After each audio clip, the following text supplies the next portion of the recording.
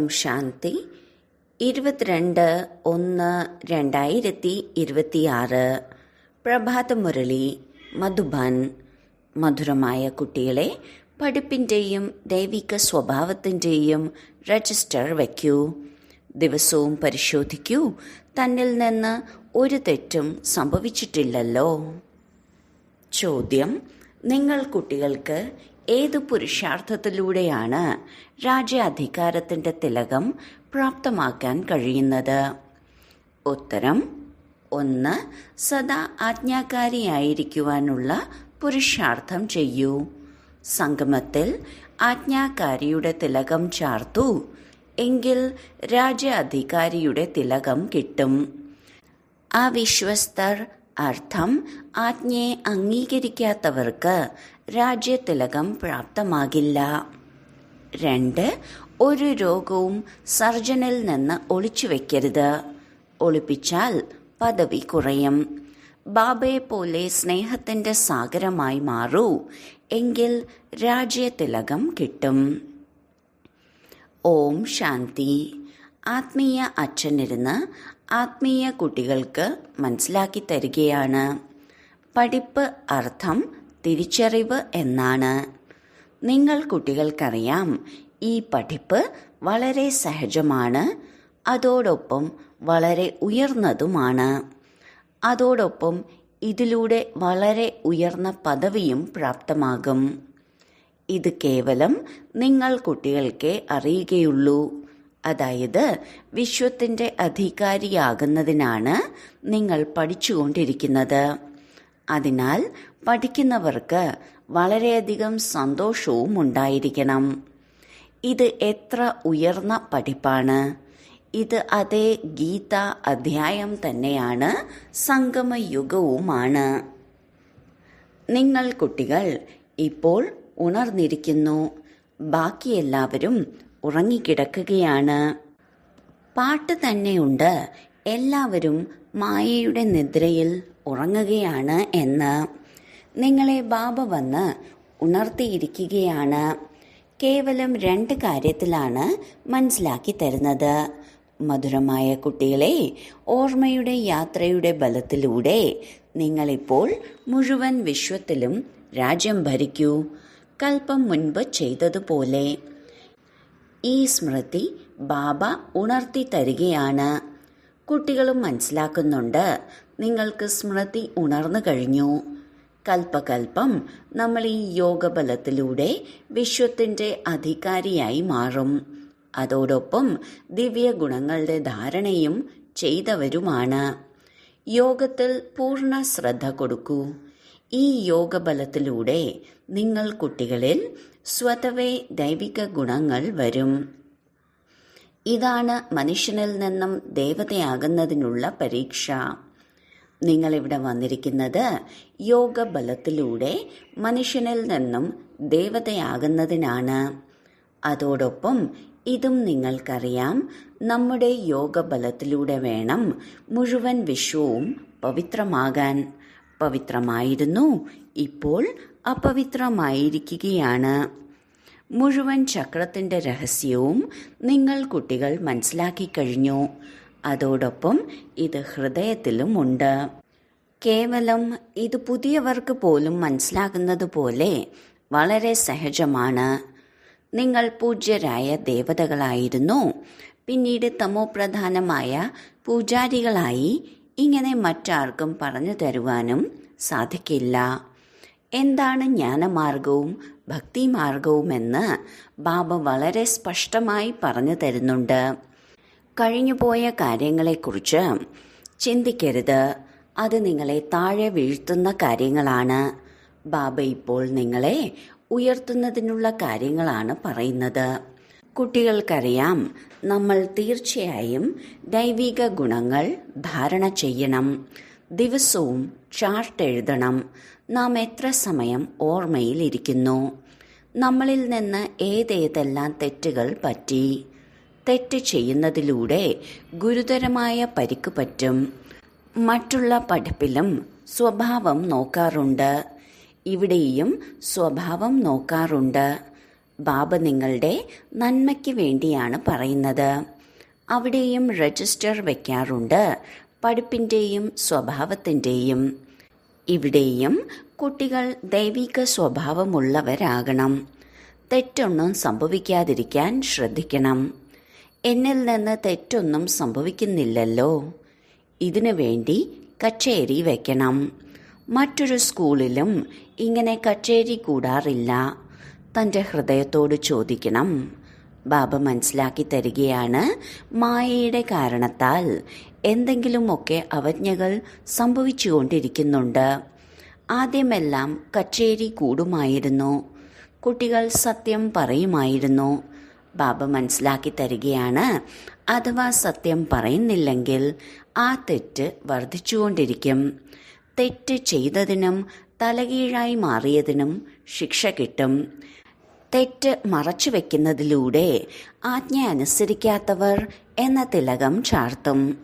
പിന്നെ രാജ്യതിലകം പ്രാപ്തമാവുകയില്ല. ആജ്ഞ അംഗീകരിക്കുന്നില്ല, വിശ്വസ്തരുമല്ലെങ്കിൽ രാജ്യാധികാരം കിട്ടില്ല. സർജൻ ഭിന്ന ഭിന്ന പ്രകാരത്തിൽ മനസ്സിലാക്കി തരികയാണ്. സർജനിൽ നിന്നും തൻ്റെ രോഗം ഒളിക്കുകയാണെങ്കിൽ പദവിയും കുറയും. സർജനോട് പറഞ്ഞതുകൊണ്ട് അടിയൊന്നും കിട്ടുകയില്ല. ബാബ കേവലം ശ്രദ്ധയോടെ ഇരിക്കാനാണ് പറയുക. അഥവാ പിന്നെയും ആ തെറ്റ് ചെയ്താൽ ബുദ്ധിമുട്ടേണ്ടി വരും. പദവിയും വളരെ കുറവായിരിക്കും. സത്യയുഗത്തിൽ സ്വാഭാവിക ദൈവിക പെരുമാറ്റമായിരിക്കും. എന്നാൽ ഇവിടെ പുരുഷാർത്ഥം ചെയ്യണം. ഇടയ്ക്കിടയ്ക്ക് തോൽക്കുന്നവരാകരുത്. ബാബ പറയുകയാണ്, കുട്ടികളെ കൂടുതൽ തെറ്റ് ചെയ്യരുത്. ബാബ വളരെ സ്നേഹത്തിൻ്റെ സാഗരനാണ്. കുട്ടികളും ബാബയെപ്പോലെ ആകണം. ഏതുപോലെയാണോ അച്ഛൻ, അതുപോലെ ആയിരിക്കണം കുട്ടികളും. രാജാവും റാണിയും എങ്ങനെയാണോ അതുപോലെ ആയിരിക്കും പ്രജകളും. ബാബ രാജാവൊന്നുമല്ല. നിങ്ങൾക്കറിയാം, ബാബ നമ്മളെ തനിക്ക് സമാനമാക്കി മാറ്റുകയാണ്.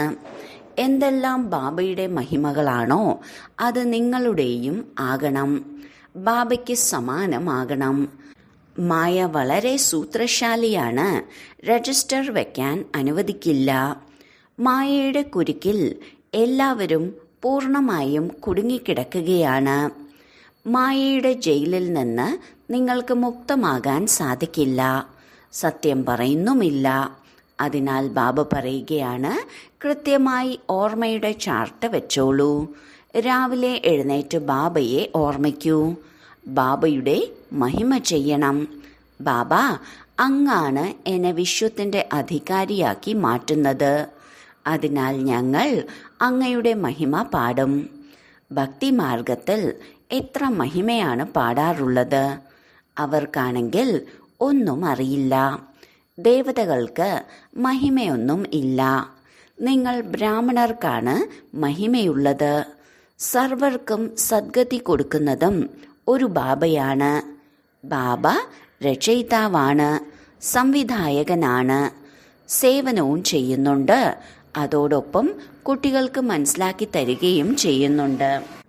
എല്ലാം പ്രായോഗികമായി പറഞ്ഞു തരികയാണ്. നമ്മൾ ഏണിപ്പടി താഴേക്കാണ് ഇറങ്ങുന്നത് എന്ന് ആർക്കും അറിയില്ല. ദിനം പ്രതി തമോപ്രധാനമാവുക തന്നെ വേണം. ഡ്രാമയിൽ അടങ്ങിയിരിക്കുന്നതും ഇതാണ്. ബാബയ്ക്കല്ലാതെ വേറെ ആർക്കും ഏണിപ്പടിയുടെ രഹസ്യം മനസ്സിലാക്കി തരുവാൻ സാധിക്കില്ല.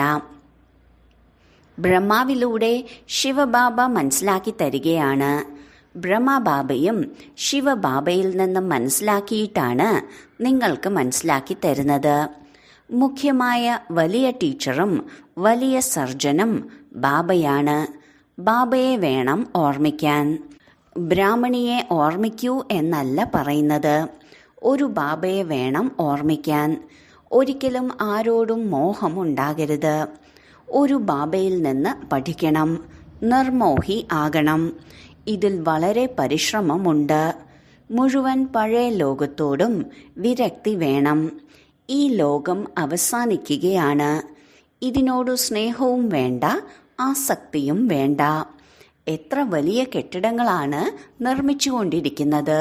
പഴയ ലോകത്തിന് ഇനി ബാക്കി എത്ര സമയമാണ് ഉള്ളത് എന്നതുപോലും അവർക്കറിയില്ല. നിങ്ങൾ കുട്ടികളിപ്പോൾ ഉണർന്നിരിക്കുകയാണ്. അതോടൊപ്പം മറ്റുള്ളവരെയും ഉണർത്തൂ. ബാബ ആത്മാക്കളെയാണ് ഉണർത്തുന്നത്. ഇടയ്ക്കിടയ്ക്ക് പറയുകയാണ്, സ്വയത്തെ ആത്മാവാണെന്ന് മനസ്സിലാക്കൂ. ശരീരമാണ് എന്ന് മനസ്സിലാക്കുമ്പോഴാണ് ഉറങ്ങിപ്പോകുന്നത്. സ്വയത്തെ ആത്മാവാണ് എന്ന് മനസ്സിലാക്കി ബാബയെ ഓർമ്മിക്കൂ. ആത്മാവ് പതീതമാണെങ്കിൽ അതുപോലെയുള്ള ശരീരമായിരിക്കും കിട്ടുക. ആത്മാവ് പാവനമായാൽ അതുപോലുള്ള ശരീരവും കിട്ടും. ബാബ മനസ്സിലാക്കി തരികയാണ്, നിങ്ങൾ തന്നെയായിരുന്നു ദേവീ ദേവതാ ധർമ്മത്തിൽ ഉണ്ടായിരുന്നവർ. വീണ്ടും നിങ്ങൾ തന്നെ അതായി തീരും. എത്ര സഹജമാണ്. അങ്ങനെയുള്ള പരിധിയില്ലാത്ത ബാബയെ എന്തുകൊണ്ട് നമുക്ക് ഓർമ്മിച്ചുകൂടാ? അതിരാവിലെ എഴുന്നേറ്റും ബാബയെ ഓർമ്മിക്കൂ. ബാബ, അങ്ങ് എത്ര വലിയ അത്ഭുതമാണ് ചെയ്യുന്നത്. അങ്ങ് ഞങ്ങളെ ഇത്രയും ഉയർന്ന ദേവീ ദേവതയാക്കി മാറ്റി നിർവാണധാമത്തിലിരിക്കുകയാണല്ലോ. ഇത്രയും ഉയർന്നവരാക്കി മാറ്റാൻ വേറെ ആർക്കും സാധിക്കില്ല. അങ്ങ് എത്ര സഹജമാക്കിയാണ് പറഞ്ഞു തരുന്നത്. ബാബ പറയുകയാണ്, എത്ര സമയം കിട്ടുന്നോ ജോലികൾ ചെയ്തുകൊണ്ടും നിങ്ങൾക്ക് ബാബയെ ഓർമ്മിക്കാൻ സാധിക്കും. ഓർമ്മയിലൂടെയാണ് തോണി അക്കരെ എത്തുന്നത്. അർത്ഥം, കലിയുഗത്തിൽ നിന്നും ശിവാലയത്തിലേക്ക് കൂട്ടിക്കൊണ്ടു പോകുന്നത്. ശിവാലയത്തെ ഓർമ്മിക്കണം. ശിവബാബയാൽ സ്ഥാപിക്കപ്പെട്ട സ്വർഗത്തെയും ഓർമ്മിക്കണം. ശിവബാബയെ ഓർമ്മിക്കുന്നതിലൂടെ സ്വർഗത്തിൻ്റെ അധികാരിയാകാം. ഇത് പുതിയ ലോകത്തേക്കുള്ള പഠിപ്പാണ്. പുതിയ ലോകത്തിൻ്റെ സ്ഥാപനയ്ക്കാണ് ബാബ വന്നിരിക്കുന്നത്. തീർച്ചയായും ബാബ വന്ന് എന്തെങ്കിലും കർത്തവ്യം ചെയ്യുമല്ലോ. നിങ്ങൾ കാണുന്നുമുണ്ടല്ലോ, ഡ്രാമ പ്ലാൻ അനുസരിച്ച് ഞാൻ പാർട്ട് അഭിനയിച്ചുകൊണ്ടിരിക്കുകയാണ്. നിങ്ങൾ കുട്ടികൾക്ക് 5000 വർഷം മുമ്പത്തേതുപോലെ ഓർമ്മയുടെ യാത്രയും അതോടൊപ്പം ആദിമധ്യ അന്ത്യത്തിൻ്റെയും രഹസ്യം പറഞ്ഞു തരികയാണ്. നിങ്ങൾക്കറിയാം, എല്ലാ 5000 വർഷങ്ങൾക്ക് ശേഷവും ബാബ നമ്മുടെ സന്മുഖത്ത് വരും. ആത്മാവാണ് സംസാരിക്കുന്നത്, ശരീരമല്ല.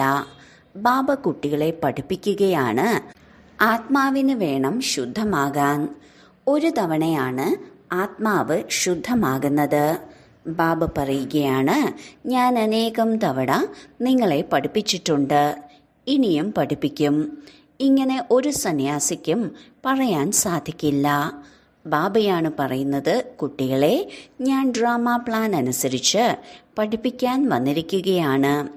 വീണ്ടും 5000 വർഷങ്ങൾക്ക് ശേഷം വന്ന് ഇതുപോലെ പഠിപ്പിക്കും. ഏതുപോലെയാണോ കഴിഞ്ഞ കൽപ്പത്തിലും പഠിപ്പിച്ച് രാജധാനിയുടെ സ്ഥാപന നടത്തി, അതുപോലെ ചെയ്യും. അനേക തവണ നിങ്ങളെ പഠിപ്പിച്ച് രാജധാനി സ്ഥാപിച്ചിട്ടുമുണ്ട്.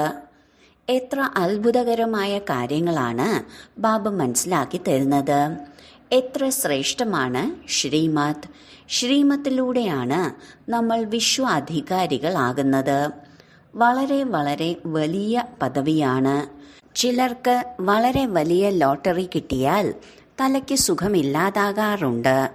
ചിലരാണെങ്കിൽ മുന്നോട്ടു പോകവേ പ്രതീക്ഷ ഇല്ലാത്തവരാകുന്നുണ്ട്. ഞങ്ങൾക്ക് പഠിക്കാൻ സാധിക്കില്ല എന്നവർ പറയും.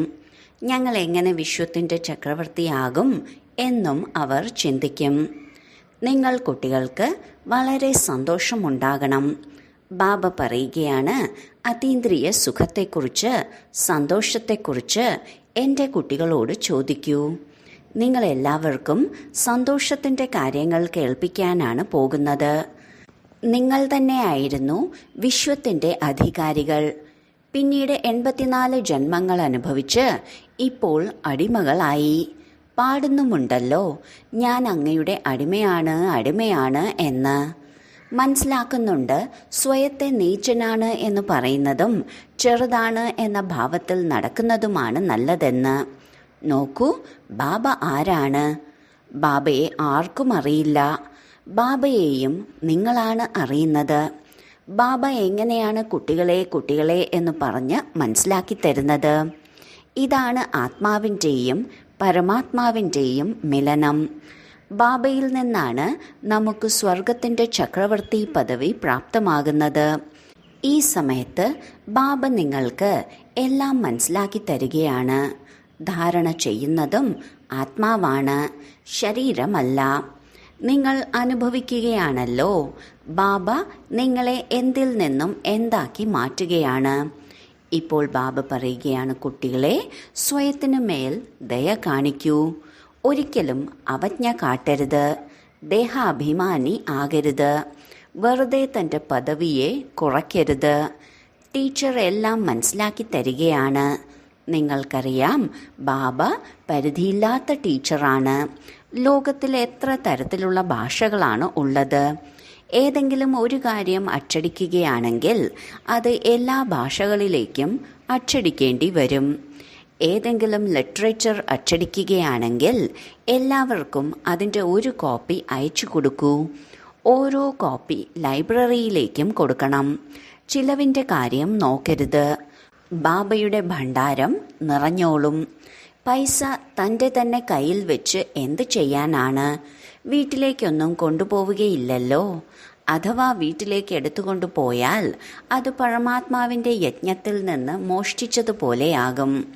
തെറ്റ് ചെയ്യില്ല എന്ന ശപഥം ചെയ്ത് അത് തെറ്റിക്കുക, ഇങ്ങനെയുള്ള കുബുദ്ധിയാകരുത്. പരമാത്മാവിൻ്റെ യജ്ഞത്തിൽ നിന്ന് മോഷ്ടിക്കുകയോ, അവരെപ്പോലെ മഹാപാപാത്മാവ് വേറെ ഉണ്ടാകില്ല. എത്ര അധോഗതിയാകും. ബാബ പറയുകയാണ്, ഇതെല്ലാം ഡ്രാമയിലുള്ള പാർട്ടാണ്. നിങ്ങൾ രാജ്യം ഭരിക്കും, അവർ നിങ്ങളുടെ സേവകരാകും. സേവകരില്ലാതെ രാജ്യം എങ്ങനെ നടക്കും?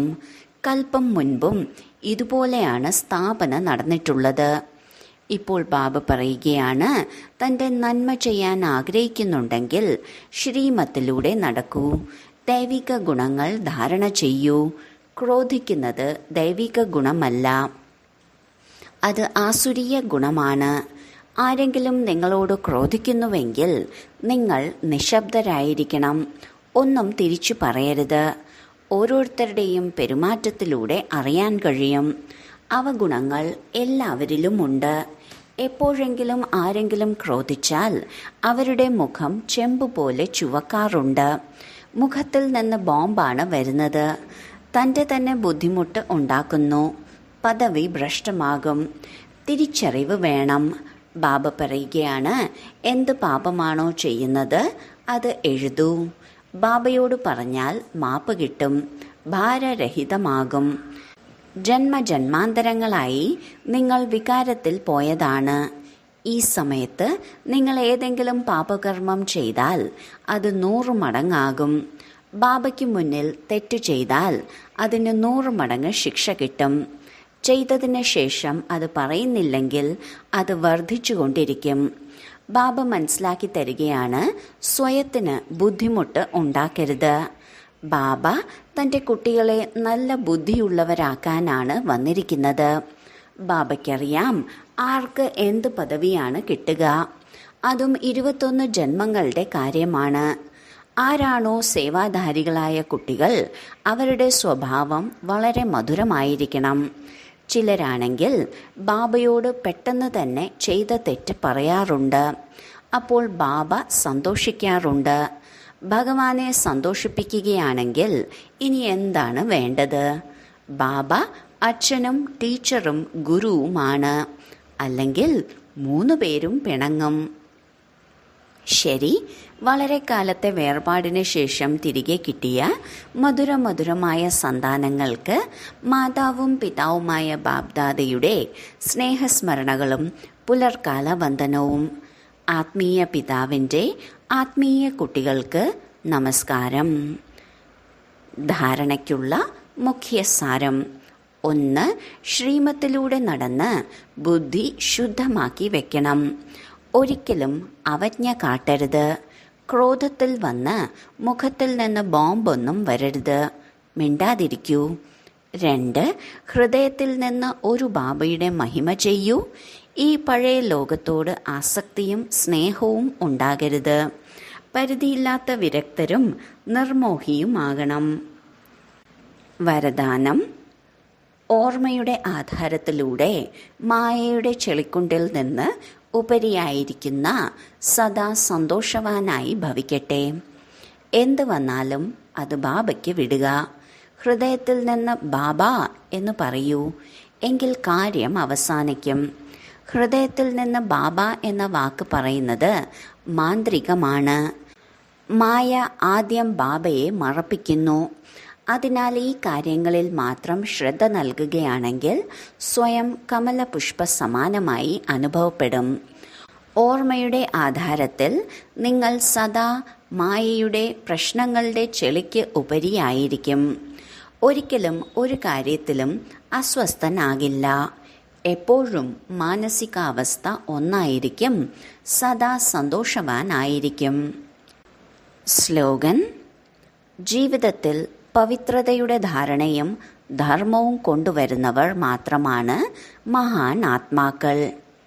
അവ്യക്ത സൂചന: ഈ അവ്യക്ത മാസത്തിൽ ബന്ധനമുക്തരായിരുന്ന് ജീവൻമുക്ത സ്ഥിതിയുടെ അനുഭവം ചെയ്യൂ.